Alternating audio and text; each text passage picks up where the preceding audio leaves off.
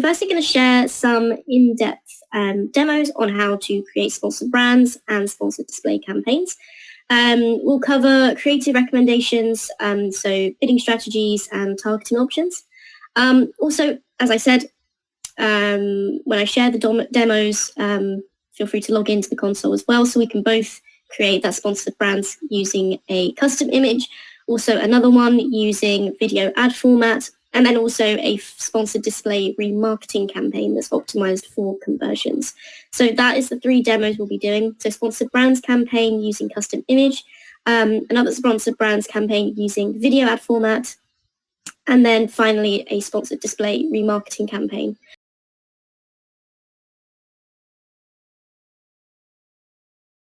Okay, so let's first go through sponsored brands product collection ad format. So for brands that sell on Amazon and want to increase their sales across their entire catalog, sponsored brands essentially is an advertising solution that provides this highly engaging, prominently placed ads on Amazon.com. So with sponsored brands, you can promote a collection of products. Your ad creative can feature a custom headline, a logo, and an image or video, just like it says on the screen. So we have your logo, that's where it would be displayed. You have the headline, you have the products that you can include, and the custom image or video. And also your ad placements can appear both on product detail pages and at the top of the page, within and at the bottom of shopping results. So there's a few different placements. And also sponsored brands, it does provide you with the opportunity to help drive discovery of your brand among customers shopping for similar products. So you're able to implement a variety of strategies, essentially to help drive that traffic to your product detail page or a custom landing page or your store. And this can really just help maximize your shoppers' purchases intent. So I'm just introducing you to the business that we're going to follow today, which is a fictitious brand named Organic, and they sell organic botanical hair care products. And what we're going to do is run a sponsored brands campaign for this brand because I know that they do well with shampoo sales, but I'm not selling as much conditioner as I'd like. So I'm going to implement a sponsored brands advertising strategy to help cross-sell my conditioning products. So what we're going to do is go into our advertising console now. So what I will do is just get that loaded. And if you want to join me, feel free to.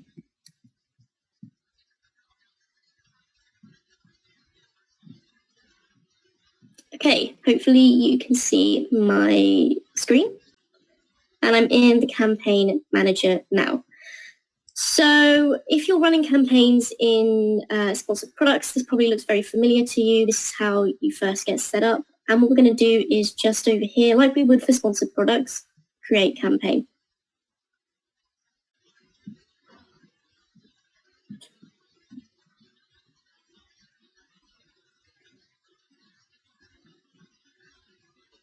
And then as you see, we have our different options. We also have sponsored TV now, which is cool. Usually before it was just sponsored products, sponsored brands, sponsored display, and now there's sponsored TV. But what I'm going to do is select sponsored brands.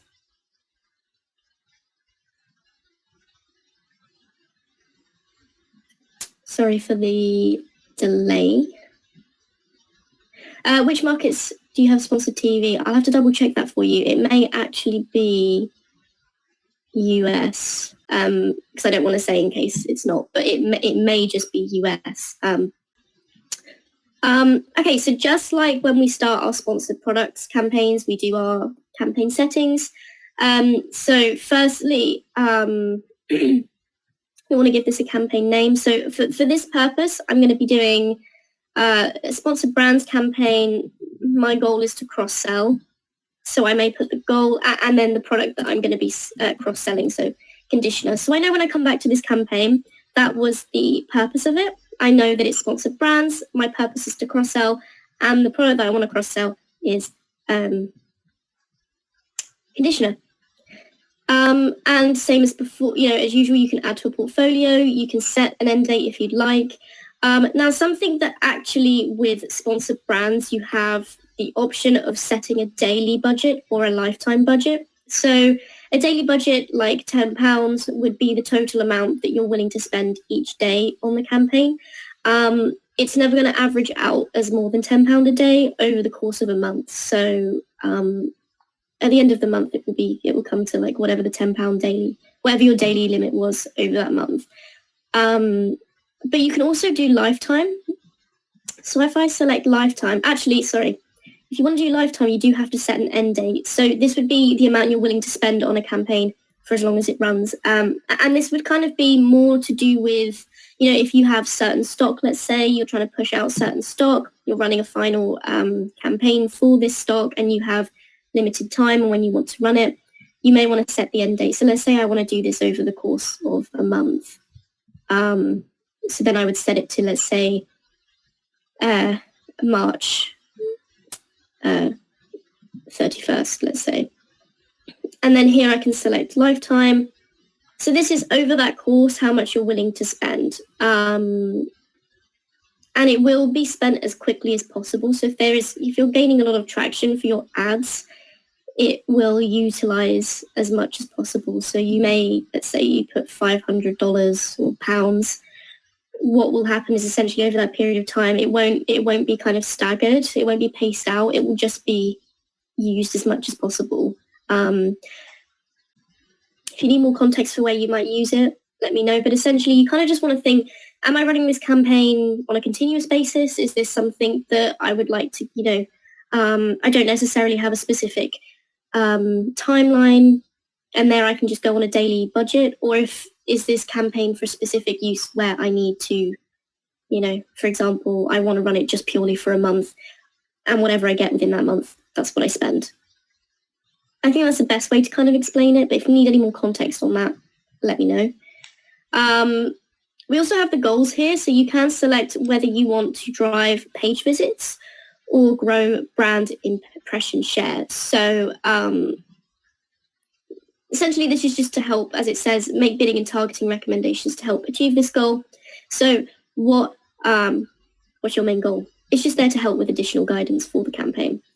You may find for a specific, like you said, for Christmas or whatever you're pushing out, like maybe Valentine's that was this month, you may have had it for a specific period where you want to push out those stock. But yes, daily budget does give you more control, whereas lifetime is kind of, your ad campaign could run out before that month is even up if it's successful enough. So yeah, exactly. It really just depends on what your goal is. But yeah. Okay, so I'm going to leave automated bidding on. Essentially, this just means that Amazon will optimize my bids for placements other than top of search. You can also adjust those bids manually if you like. So if I switch this off, you can set a custom bid adjustments for placements other than top of search. So if you're really focused on, if top of search isn't necessarily your main criteria, but you have a certain amount that you would like to adjust by, here you have that flexibility. But automated, I'm going to keep it on personally because I don't have a specific goal in mind of a certain percentage, and it will just work as optimally as possible. I'll just quickly go through the ad names. So essentially all sponsored brands campaigns are going to have an ad group. So at this point, you can name it whatever you'd like, and you can also create more than one ad group within a campaign. So I just recommend naming it in a way that makes sense to you so you can keep track of what you're advertising. So this for me would be my conditioners. So yeah, but you can add more than one ad group. So let's say in this campaign, remember this campaign's purpose is to cross-sell. For this specific ad group, it's going to be on conditioners. But let's say that actually I start introducing a hair oil, and I feel that it uses the same tactics as cross-selling for conditioner, but I still want to keep the product separate with slightly different targeting. Therefore, I could come through and add a new ad group under oils and add my oils, if that makes sense. So here is where we get to the ad format, and firstly we have product collection. So this allows you to promote multiple products from a landing page of your choice from a store. So you will need a store for this one, or you can have a new landing page. So if you want, you can just select the products if you don't have your store yet. But obviously, if you do have a store, this can help utilize. So here, for example, I will choose, oh, my store's not come up. Let's see, organic.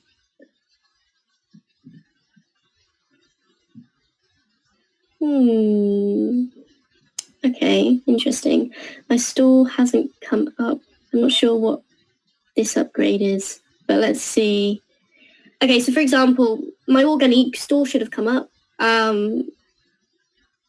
but we've got our Jack and Jill one for now. And the same thing, I can kind of select where I need. This is frustrating because the organic one has the pages set up. Let's see if I can use that. Okay. I don't think this is our store, but just for this example. But here as well, as you can see, when I was selecting that, right, I need to make sure that there's products on the page to add to my sponsored product collection.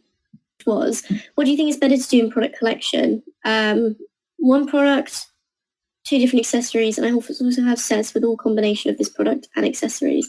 I think it really depends on what the purpose of your campaign is. So is it better to make product collection with single product or with sets? So the purpose of product collection, I think if your goal is to cross-sell different items, you may want to have more than one product on your product collection and not just like slight variations. However, for example, in this one, I would be doing this for my conditioners. So I would want 3 different conditioners shown on my product collection. But I really think it just depends on what the goal of your campaign is. If you're looking to drive views to multiple products, then maybe having those different variations. However, if it is like in my case, I just want to cross-sell conditioners, I'm going to have just my product collection of conditioners on the page. But there is no right or wrong. I think also you can just really test. You can pause it as well and create a new one if you feel that it's not actually working, or you can adjust which products you choose. So here, for example, I've got my organic, I've got my homepage, and then here we can select our keyword or product targeting. So same as before, if you want to do it by keyword, if you want to do it by product. And here we might find that actually we want to do product targeting because we're trying to cross-sell.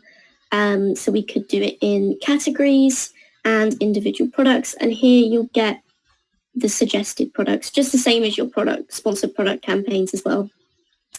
But the same for keyword, I may want to do words like conditioner, shampoo, hair care, and the same as before, your different match types. The goals when you chose grow brand impression share, is it possible for the customer to click on your product and do you have to pay per click? It is, yeah, so it is cost per click. If you don't get charged for when the ad is live, it's just once the ad's clicked on, that's when you get charged. So yeah, I hope that answers. Okay, so if we scroll down, once we've selected our keyword targeting, we can also add negative targeting. Here is where we want to create the actual ad. So this is the fun part. So here, for example, let's say our ad name is going to be organic conditioners. And then here, what we want to do is add our logo, our brand name, our headline, and our products. And you can also add a custom image, which we do recommend.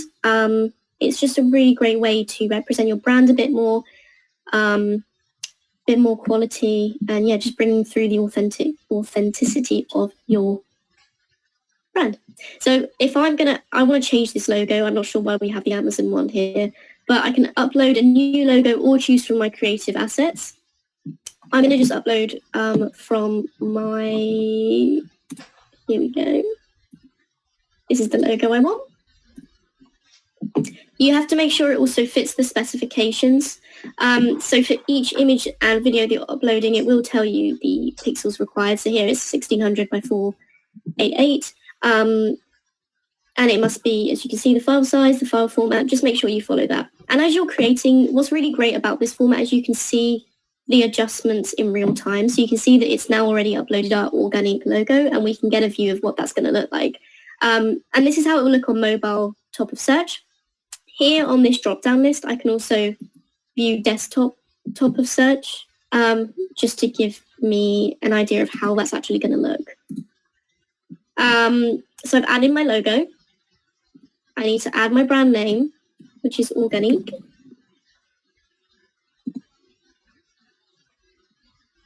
We can add our headline.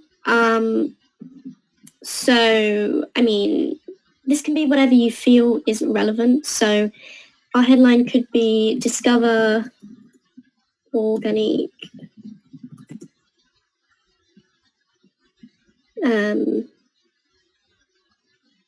new conditioners, let's say, or whatever you feel is relevant, that what is going to entice your customers, what is the purpose of this campaign, and what message do you want to display to your shoppers. So here we're really pushing for our conditioners. We have these, we want to cross-sell with our shampoos. So here, Discover Organic new conditioners. And then we want to add our products. Now this goes to as we had before, if we scroll up, this relates to the page that we suggested. However, if you get to here and these aren't the products that you want, you can add products. If I just get rid of this one, I can add a product. Obviously, this is linking to that store, which isn't our actual store. So in this case, we would have our conditioners, but just for this sake, because the store's not loading, that's where it would appear. And here is where you can add your custom image. So we have this organic lifestyle one that's already introduced, and I actually really like that. I think it gives it makes it look nice and pretty and botanical. And just remember with your custom images, this is a lifestyle one, so make sure that you're using something that is going to resonate with your customers and kind of highlights what your brand really stands for. Organic is about this organic, kind of light, botanical, as I said, all this lovely stuff for their shampoos and conditioners, and we want to portray that within the campaign as well. And then once we've done that, we can submit for review. And it's really as easy as that to create that sponsored brands product collection format.